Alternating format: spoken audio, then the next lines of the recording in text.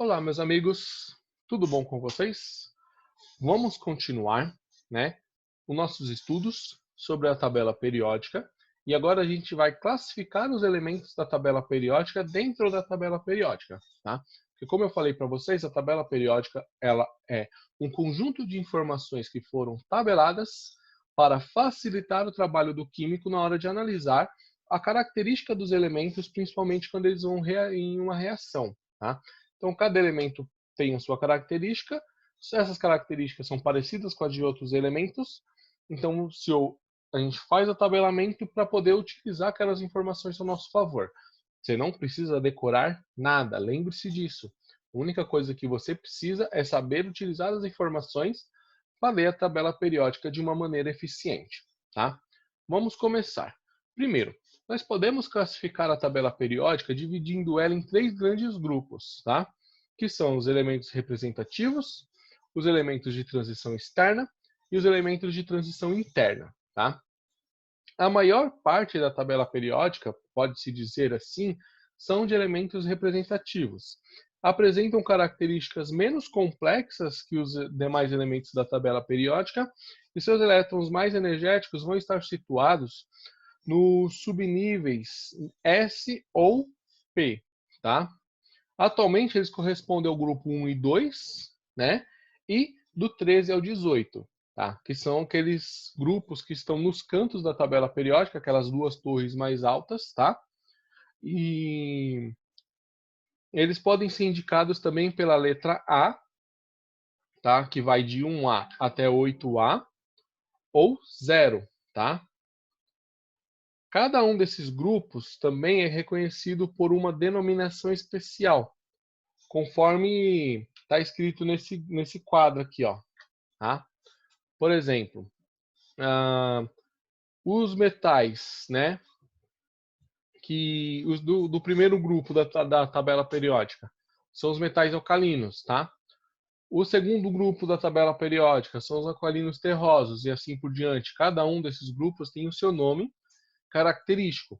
Cada um desses grupos vai apresentar, né, uma quantidade exata de elétrons na sua última camada, ou seja, na sua camada de valência, tá? Ou seja, se eu falar para vocês, olha, me dá onde vai estar situado um elemento que possui 7 elétrons na sua camada de valência. Em qual grupo esse elemento vai estar situado? Se ele tem 7 elétrons, você já sabe que ele é dos halogênios, porque todos os halogênios têm 7 elétrons na sua camada de valência, tá? As distribuições eletrônicas desses elementos vão sempre terminar, tá, nessas marcações NS1, NS2 e assim por diante, de acordo com o grupo. E esses são os elementos que que comportam todos esses grupos aqui, ó. Metais alcalinos são esses elementos, metais alcalinos terrosos são esses elementos, tá bom? Esse Nzinho aqui, ele representa o nível de valência, né? O número do nível de valência, tá? E aqui, ó, uma informação importante, o L é o único gás nobre com configuração NS2 na sua última camada. Por quê? Todos os gases nobres terminam com NS2 e NP6. Só que o hélio ele só tem 2 elétrons na sua camada de valência, então ele não vai ter o NP6, tá? Mas o hélio é uma exceção aos gases nobres, mas ele faz parte dos gases nobres, tá? Os elementos de transição externa ou só transição, tá? Eles apresentam os elétrons mais energéticos, tá? Do subnível D, que vai do D1 ao D10, tá? Uma coisa importante nesse grupo é isso aqui, ó, tá? Que o grupo 8B, em particular, ele é constituído por uma coluna tripla, que corresponde aos grupos 8, 9 e 10. Isso tem uma explicação, tá? Como a família 8A tem 3 colunas, é porque esses elementos químicos têm propriedades físicas e químicas semelhantes, né? A família 8A tem 12 elementos, 8B, desculpa. Tem 12 elementos que formam 4 tríades que são divididas em Primeira tríade, ferro, cobalto e níquel. Segunda tríade, rutênio, ródio e paládio. Terceira tríade, ósmio, irídio e platina. Quarta tríade, bório, rásio e metinério, tá? Ou seja, cada um dessas tríades vai apresentar características físicas e químicas semelhantes, tá? Por isso que ele faz parte de uma grande coluna, tá bom? Todos esses elementos vai terminar no subnível D e vai de D1 a D10, tá? Os elementos de transição interna são os lantanoides, tá? Que tem elétrons no subnível 4F, tá? E os aquitanoides, os elétrons mais energéticos vão estar no subnível 5F. Dessa mesma maneira aqui, ó. Veja que todo momento aqui eu estou usando para classificar eles, tá? A carga que eles possuem, né? A distribuição eletrônica. Por isso que é muito importante vocês terem fixos a distribuição eletrônica e entender o porquê, para que ela serve. Se vocês têm dificuldade, voltem nas aulas anteriores, que ainda deve estar disponível para vocês, ou me procurem, tá bom? Esses lactanoides, eles vão estar separados, né, na tabela periódica. Eles são retirados da tabela periódica e são apresentados numa folha à parte, para manter a tabela periódica mais organizada, tá?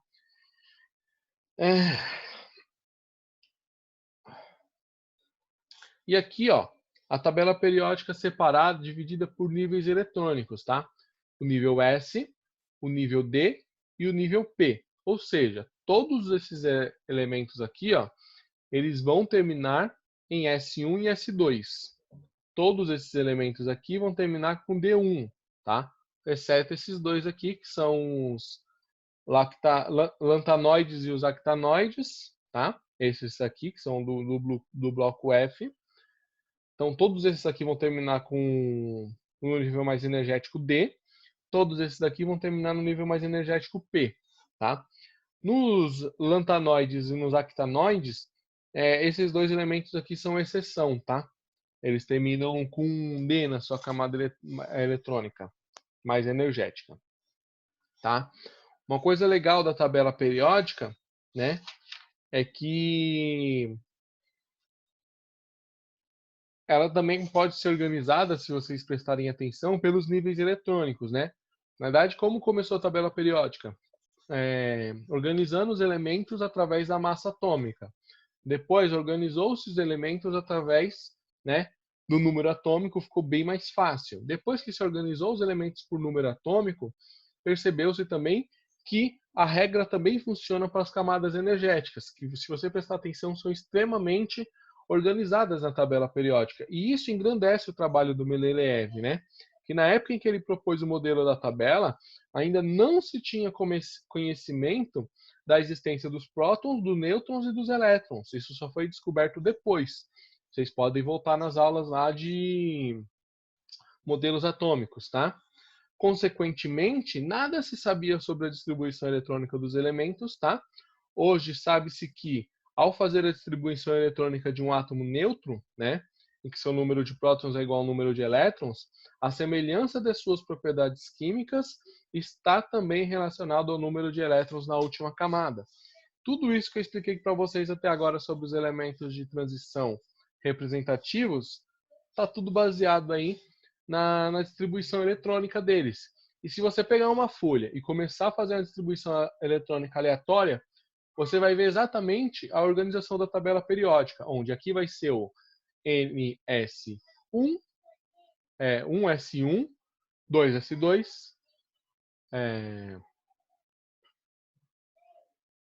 não, 1S1,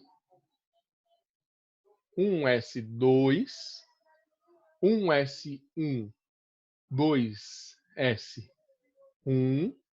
Não, é que eu estou fazendo de cabeça aqui, vai ficar difícil. Aqui vai ser 1S2, 2S1 e assim por diante. Faça a distribuição eletrônica aí e vocês vão observar exatamente isso que eu estou te explicando. Ó. Cada um desses pontos, se você for fazendo a distribuição eletrônica certinho, você vai chegar que cada um desses pontos vai ter exatamente a sua organização certinha. Ó. 1, S1. Tá vendo aqui? Aí se a gente for mudar 2S2, aqui. Aqui vai ser 1S2, 2S1. Aí aqui vai ser 1S2, 2S2, tá? Aí aqui vai ser 1S2, 2S2, 2P1. Vendo? Ó, certinho aqui, ó. Ó, eu tô fazendo a distribuição desse cara aqui, do boro, tá? 2S2, 1S2, 2S2, 2P1, tá vendo? Se eu fizer daqui, vai ficar 2P2 e assim por diante, tá bom? Vamos lá, porque essa aula aqui é bem cheia de informação, tá? Um fato interessante que eu utilizei, peraí. Ah, sim. Um fato interessante, e eu utilizei uma referência a um anime muito bom para quem gosta de ciências e para quem gosta de anime, porque não é um anime, eu digo que é uma obra de arte, né? A parte que o Edward Elric fala sobre a composição do corpo humano, né? Observe esse trecho que eu retirei da nossa apostila, né? Isto não é só água, carvão, giz, isto é tudo, isto é você. Seus pelos, seu gosto, seu rosto, tudo. E na proporção exata. Seu corpo não passa de um amontoado de elementos que não custam nem R$ 150. O que não tem preço, claro, é o jeito que tudo isso se organiza para formar você. Ou seja, nosso corpo é um conjunto de elementos químicos, tá? Só que a forma como eles estão organizadas é que nos proporciona a vida, nossos pensamentos e todo o funcionamento do nosso corpo. Já falei para vocês algumas vezes, o nosso corpo é química em todos os momentos, tá? E como já dizia Carl Sagan, nós somos poeira das estrelas, né? Por quê? Todos os elementos químicos, eles são produzidos nas estrelas. Quando eu chegar lá no hidrogênio, eu vou repetir essa parte, tá? Ou seja, no nosso corpo nós temos 2,2 litros de nitrogênio, nós temos 16 quilos de carbono, nós temos 196 gramas de cloro e sódio, nós temos 38,5 litros de água e assim por diante. Tá? E esse anime aqui, ele é incrível porque ele fala muito sobre ciência e fala muito sobre química. Tá? Voltando à nossa aula, né? Já falei sobre o fato interessantíssimo sobre a distribuição eletrônica também ajudar na organização da tabela periódica. Em química, nós utilizamos muito a distribuição eletrônica, tá? A última camada ela vai estar relacionada à capacidade de combinação dos elementos químicos, tá? O número de elétrons contidos nela indica se os átomos de determinado elemento tendem a receber, perder ou compartilhar seus elétrons quando participam de ligações químicas. Assim, com a base da configuração eletrônica, é possível identificar o período do grupo que ele pertence, o elemento, tá? Através da distribuição eletrônica você consegue ter a informação sobre um elemento que você não conhece, tá? Por exemplo, aqui, ó. Vamos pegar o neônio, tá? O número de prótons dele é 10. Vamos fazer a distribuição da eletrônica dele. 1s2, 2s2, 2p6, tá? O número 2 aqui, ó, deixa eu fazer um risco para vocês verem direitinho. O número 2, tá? Você não vai somar ele, porque o número 2 vai só indicar a que período ele pertence. Lembra o que é período? Períodos são as linhas horizontais, tá bom? Agora, esse número aqui de cima, aqui, ó, a soma deles, tá vendo? Vai indicar o grupo que ele pertence, tá? Por exemplo, o neônio, né? Ele vai estar no segundo período, tá? E 6 mais 2 dá 8, tá? 8A. Como ele é 8A, ele vai pertencer ao grupo 18 da tabela periódica. Aqui, ó, o sódio. Vamos lá, distribuição eletrônica, o sódio termina com 3s1, tá vendo? A partir dessa informação, o que a gente sabe? Terceiro período, tá? Primeiro grupo. Você vai ter a informação do eixo X, o eixo Y, você consegue achar o ponto, tá bom?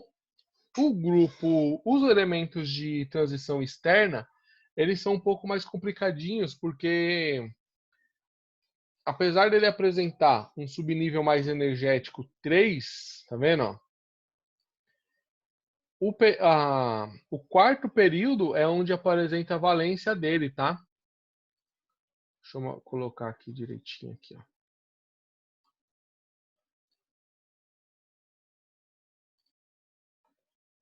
Ó, tá vendo aqui o quarto período? Essa é a valência, tá? Então, para você poder classificar em que posição o elemento vai estar na tabela periódica, você vai ter que pegar a valência. A gente vai trabalhar bastante com isso aqui, vocês vão entender. E, do mesmo jeito que aqui em cima, soma-se para descobrir a que grupo ele pertence, tá?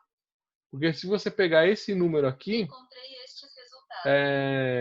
se você pegar esse número aqui, ele vai jogar você em um grupo de representativos, então não vai dar certo, tá bom? A gente vai trabalhar bastante com isso aqui, a gente vai entender legal. Agora, um fato interessante, ó uma distribuição eletrônica aqui aleatória, né? Eu deixei aqui justamente para isso. Essa distribuição eletrônica aqui, ela termina com 3s2, 3p5. Essa é a camada de valência, tá? Desse elemento. O que a gente consegue tirar de informação aqui, tá? Primeiro, aqui a gente tira o período dele, né?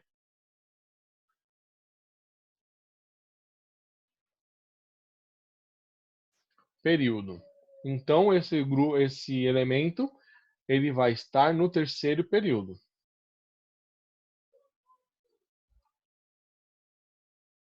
Tá? E 2 mais 5, ele vai estar no grupo 7A, tá? Porque ele termina com 3p5, tá? Então ele vai estar no 7A ou no grupo 17. Quem que é o grupo 17? Se você pegar a sua tabela periódica aí, você vai descobrir que quem está no grupo 17 são os halogênios, tá? Quem está dos halogênios no terceiro período, vai ser quem? Vai ser o cloro, tá? Acima do cloro está o flúor, né? Que é o segundo período. O terceiro período é o cloro, tá bom? E agora a gente vai fazer outra classificação, entrar em outra classificação da tabela periódica. Qual que é essa outra classificação da tabela periódica? A gente pode também classificar a tabela periódica em metais, semimetais e não metais, tá? Como eu já falei anteriormente, a tabela periódica a gente fala que ou ela é metal ou ela não é metal, porque basicamente só tem metal na tabela periódica, tá? Então, observe esses três quadros aqui. Aqui eu coloquei aqui, ó, metal, tá? Tudo isso daqui são metais, tá? Tudo isso aqui que não tá preto e branco, todos eles são metais. Ou seja, você vê, praticamente 80%, se eu não me engano, 70 e poucos por cento da tabela periódica são metais, tá? Alguns metais com características diferentes de outros, tá? A maior característica do metal é eles são sólidos, tá? Em temperaturas ambientes, tá? Exceto o mercúrio. Cadê o mercúrio? O mercúrio está aqui, ó. Esse carinha aqui não é sólido na temperatura ambiente, ele é líquido. O resto tudo é sólido na temperatura ambiente, tá? De maneira geral, os metais conduzem bem calor e eletricidade, alguns melhores que os outros. Apresentam brilho metálico quando polidos. Podem ser transformados em fios a gente chama isso de dutibilidade, em lâminas, que a gente chama de maleabilidade. Os átomos dos metais dos elementos representativos apresentam poucos elétrons na camada de valência. Isso tem a tendência, por isso eles têm a tendência a perder elétrons, tá? Com facilidade. Eles formam íons carregados positivamente, que a gente chama de cátions, tá? Outra classificação possível é dividir entre leves e pesados. Essa divisão baseia-se na densidade, sendo considerados metais pesados os que representam a densidade maior do que 5,6 gramas por centímetro cúbico. Tá? São muito recicláveis, a maioria deles você consegue reciclar várias vezes. Um exemplo disso é o alumínio, que ele pode ser usado quantas vezes você quiser, tá? E são muito importantes e estão abundantemente aqui no nosso planeta, principalmente o ferro, né? Nosso planeta é extremamente ferroso, tá bom?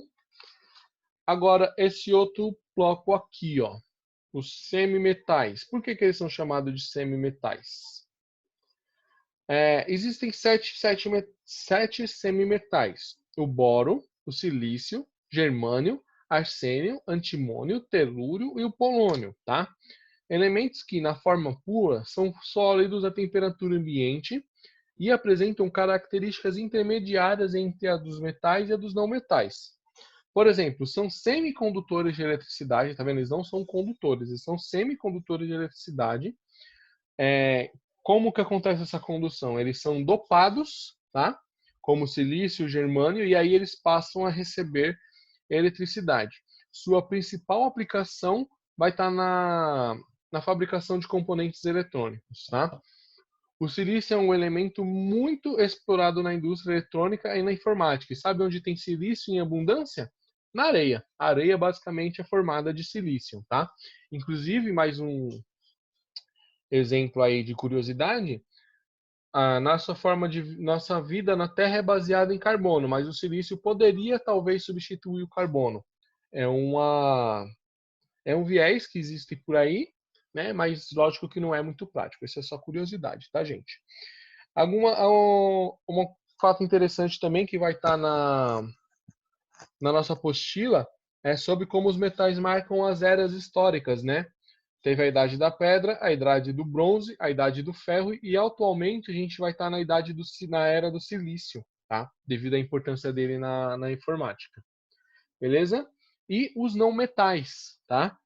São 12 elementos classificados como não metais, podem ser encontrados em grande quantidade na crosta terrestre. Ao contrário dos não metais, apresentam baixa condutividade térmica e elétrica, tá? Com exceção do carbono, e no estado sólido são duros e quebradiços, e não apresentam brilho metálico. Tem como característica a formação de ânions, ou seja, tendem a receber elétrons, tá bom? E, na forma pura, os não metais se encontram no estado gasoso, tá? O único não metal líquido à temperatura ambiente é o bromo, tá? E o iodo, se eu não me engano, também ele é líquido na temperatura ambiente, tá? E os demais eles vão formar substâncias sólidas quando puros, tá?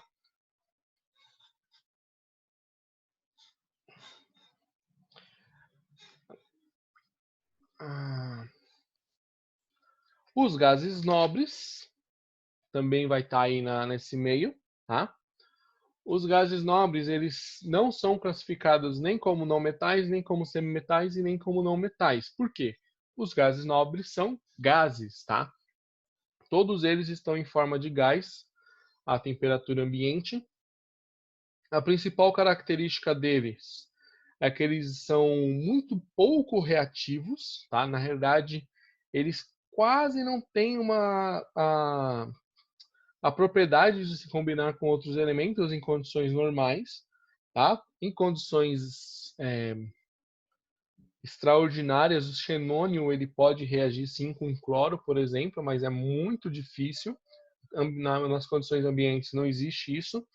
Na época de Mendeleev, né, ele não conhecia os gases nobres, mas ele previu a existência dos gases nobres Inclusive, todos esses gases nobres existem na nossa atmosfera, tá? Inclusive, o argônio, ele é bastante usado em soldas e coisa do tipo, tá? Outro elemento importante também que não faz parte de nenhuma daquelas classificações que a gente viu é o hidrogênio, tá? Apesar do hidrogênio ele estar na primeira família ali, né, situado na primeira família, ele vai estar só situado ali na primeira família porque ele só tem um elétron e um próton, tá? Mas ele não faz parte da primeira família porque ele não é um metal, ele é um gás também, tá? Ele é o primeiro elemento, né, mas ele não faz parte dela, já que ele apresenta aí características físicas e químicas semelhantes, não apresenta, né, características químicas e físicas semelhantes aos elementos da primeira família, tá? De forma geral, o hidrogênio é o elemento mais abundante em todo o universo, sendo combustível de milhares de estrelas como o Sol. Nosso Sol, o combustível do Sol é hidrogênio. E o quarto elemento mais abundante na Terra, tá? Por que ele é o quarto elemento mais abundante na Terra? Porque o hidrogênio ele é muito leve, então todo o hidrogênio que é liberado aqui na nossa baixa atmosfera, vamos dizer assim, ele se liga com outro hidrogênio, formando o gás hidrogênio, né, que é a fórmula dele molecular, e ele é muito leve, ele vai para a alta atmosfera e vai para o universo. Ele é muito leve, esse elemento, né? A gravidade não consegue manter ele no planeta, tá? Ele é um elemento muito importante, ele reage praticamente com todos os elementos da tabela periódica, por isso que ele tem uma infinidade de compostos. Quando a gente for estudar acidez, vocês vão ver que acidez e basicidade, vamos ver que o hidrogênio tem um papel primordial, tá? Em questões de acidez e basicidade, porque eles reagem com tudo. E essa imagem eu achei ela interessante porque mostra o que acontece dentro do Sol. Lembra da nossa aula sobre fenômenos nucleares, né? Quando a gente fala sobre fusão nuclear, né? Dois elementos se chocam, né? Se fundem para formar outro elemento, né? Então, no Sol acontece exatamente isso, né? A gente vai ter um processo de fusão nuclear, onde dois elementos se chocam e formam um hélio, mas com liberação de energia. Aí o hélio ele pode se chocar com outra molécula de hidrogênio. Quando você choca o hélio com outra molécula de hidrogênio, você tem o lítio. E assim por diante. Por isso que a gente fala que o Sol são as fábricas universais, né?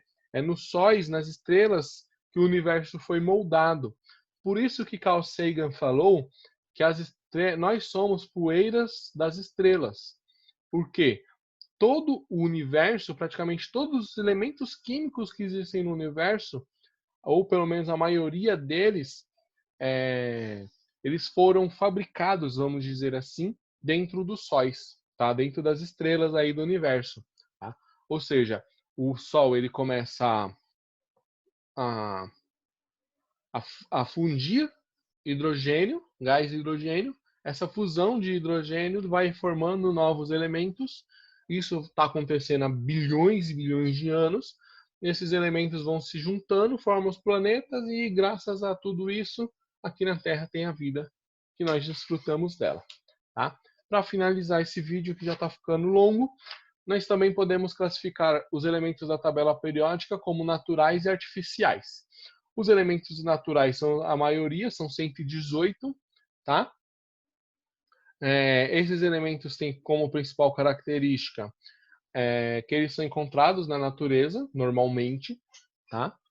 E obviamente, né, se eles são encontrados na natureza, eles são feitos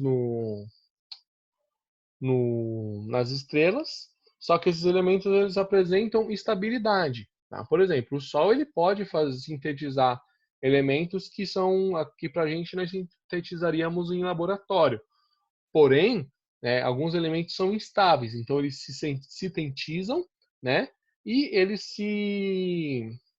por exemplo, quando a gente viu fenômenos nucleares, você viu o decaimento da radiação, que o elemento vai decaindo, vai formando outros elementos. Então, exatamente, são elementos que não são estáveis, decaem, por isso que eles não são encontrados facilmente na natureza. Esses elementos eles são sintetizados também em laboratório, tá? Esses são os elementos artificiais. Por exemplo, até o ano de 1937, não eram conhecidos os elementos do número atômico 43, 61, 85 e 87, tá? Aí, esses lugares, eles ficaram vagos na tabela periódica. Como os cientistas sabiam, né, que tinha um elemento lá que, por exemplo, deveria ter 43 prótons, eles produziram esse elemento artificialmente em colisores de partículas, estudaram as características deles para poder ver se realmente era um elemento novo e incluíram na tabela periódica. Isso não é um processo fácil, mas é um processo que é feito. Inclusive, toda aquela parte de baixo da tabela periódica, ela foi completada assim, tá? Sintetizando elementos em laboratório. Eles ainda estão estudando para poder formar o sétimo período da tabela periódica. Não se sabe como serão esses elementos, que características eles vão ter. Acredita-se que em algum momento os elementos voltam a ser estáveis, né? Que os elementos eles apresentam certas periodicidades, né? Mas por enquanto a gente fica só na expectativa. Bom, a aula hoje ficou um pouco mais comprida. Eu espero que vocês tenham aproveitado ela e até a próxima, tá? Muito obrigado. Qualquer coisa me procurem. Estou aqui para auxiliar vocês no que vocês precisarem. Até mais.